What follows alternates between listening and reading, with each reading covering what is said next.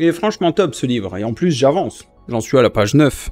Eh ben, et moi qui pensais que tu savais pas lire. Ah, sympa, surtout quand on fait de la pub pour le livre vraiment cool d'un copain qui vient de sortir. En plus, alors pardon, mais il y a deux choses qui collent pas dans la phrase que tu viens de dire. Alors déjà, primo, le copain est totalement hors de propos. Alors attends. Tu me l'as dédicacé en me mettant un gentil mot. Écoute, pour Nico, qui est pas si con. Ouais, enfin, dire à quelqu'un qu'il n'est pas si con, ça signifie pas nécessairement que c'est son meilleur pote, voilà. Et puis, secondo, dans quel monde est-ce que tu considères qu'un livre est bien quand t'es à la première page du chapitre 1? Alors, je dis pas, moi je sais qu'il est bien, hein, c'est moi qui l'ai écrit. Ben, cette page justement, tu vois, ça parle de Pokémon. Et donc, quand ça parle Pokémon, pour moi, ben c'est génial. D'accord, alors, merci.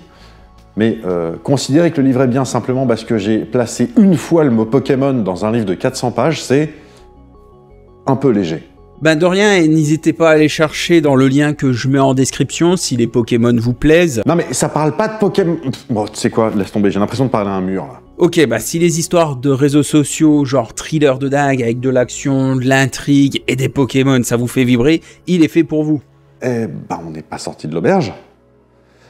Et juste sinon, à la base, on devait parler de quoi? La Lune, parce que 2024 va être lunaire. Ouais, et ben, il n'y a pas que 2024 qui va être lunaire. Quoi? Non, je disais que effectivement, cette année va être riche en événements et que de nombreuses choses sont à prévoir pour notre plus proche voisine. L'homme est théoriquement censé repartir vers elle durant ces prochaines années, mais pour ça, il faut préparer le terrain. Oui, alors, c'est pas parce qu'en 69, les Américains ont posé un pied là-bas qu'on peut se permettre aujourd'hui de se dire, bon bah on n'a plus qu'à y aller, mettre les pieds sous la table, c'est bon, on est en terrain conquis. C'est clair, et il y a beaucoup de choses à savoir avant d'y retourner, et ne pas oublier que là, ce sera pour plusieurs jours, et si on peut assurer un minimum de confort à nos astronautes pour bosser dans des conditions de travail correctes, c'est quand même mieux. Petite rétrospective avant de faire un point sur la suite des événements. Tout a commencé le 25 mai 1961 lorsque le président John Fitzgerald Kennedy l'a annoncé au Congrès, le programme Apollo. Bah oui, parce qu'à l'époque, entre les Américains et l'URSS, c'est un petit peu la guerre à celui qui ira le plus vite.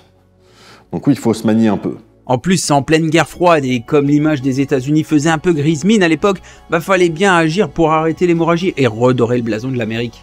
Il faudra donc développer une fusée suffisamment grosse et suffisamment puissante pour emmener une charge utile suffisamment conséquente jusque sur la Lune, et c'est Wernher von Braun qui est aux commandes pour s'en occuper et qui va ainsi concevoir la fusée Saturn V. À savoir qu'il y avait en plus eu l'ordre direct de Kennedy de faire que l'Amérique ait posé le pied sur la Lune avant fin de la décennie, donc avant 1970. Ouais, alors en plus, en 67, comment dire, ça commence vraiment mal. Lors d'un entraînement au sol avant le premier vol habité, un mois plus tard, un incendie se déclenche dans le module et les 3 membres d'équipage décèdent. Voilà, donc on est en 67 et il s'agit d'emmener des gens sur la Lune avant 70, donc ça commence à être un petit peu tendu. Le lanceur prend également du retard, mais les 21 mois dans le baba suite aux premiers incidents ont permis à Apollo 2 et 3 de trouver les failles pour les corriger, et même si celles-ci ont explosé en vol, elles auront permis une avancée dans la recherche de possibles avaries. Arrivent 4, 5 et 6, qui sont des succès et qui montrent encore une fois la puissance et la fiabilité de Saturn V. Et c'est Apollo 7 en octobre 1968 qui embarqua les premiers hommes pour un voyage qui aura duré un peu plus de 10 jours en orbite autour de la Terre, et l'équipe finit par amérir dans l'océan Atlantique. Et Apollo 8 fut la première à envoyer les hommes en direction de la Lune.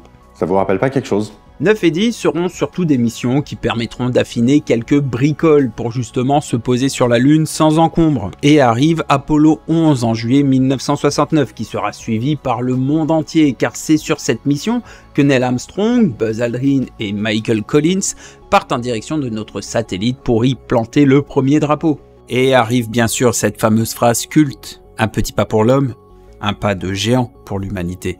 En tout cas, chapeau les gars. Parce que la décennie est pas encore finie, et puis vous avez réussi. Les missions se succèdent ensuite avec un couac à la 13e. Ah mais bon, ça, on s'en fout ça, c'est bon, on a marché sur la Lune, bordel. Jusqu'à la 17e qui fut la dernière du programme Apollo. Mais tout à l'heure, vous vous rappelez, je disais, ça vous rappelle pas quelque chose?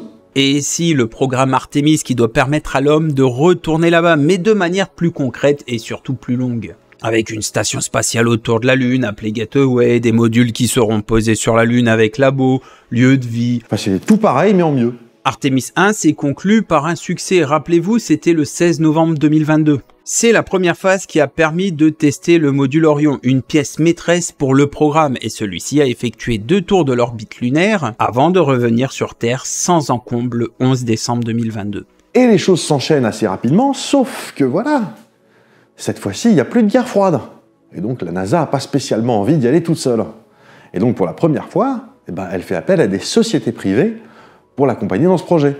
SpaceX par exemple, qui devra permettre de faire partir et revenir les équipes grâce à son Starship. Les premiers envois de reconnaissance ont commencé pas plus tard que le 22 février dernier, avec envoi puis alunissage de Novacé sur le pôle sud de la Lune, ce qui est tout de même une première pour une société privée. Plusieurs autres missions de ce type sont prévues cette année et en septembre 2025, ce sera le retour de 4 astronautes qui retourneront en orbite autour de la Lune lors de la mission Artemis 2. Oui, parce que initialement c'était censé être en novembre prochain, ok ? Pour un retour sur la surface, si tout se passe comme prévu, en 2026. Mais bon, là c'est de la spéculation plus qu'autre chose, mais on devrait techniquement y arriver. Un gros programme déjà cette année et je reviendrai très bientôt en détail sur chaque phase du programme Artemis. En tout cas, un grand merci à Bruce de m'avoir accompagné sur cette vidéo, et si vous ne connaissiez pas la chaîne Y Penser, je peux plus rien pour vous. Merci pour la promo et l'épisode, et tu es beau, et t'écris ce que tu veux en fait.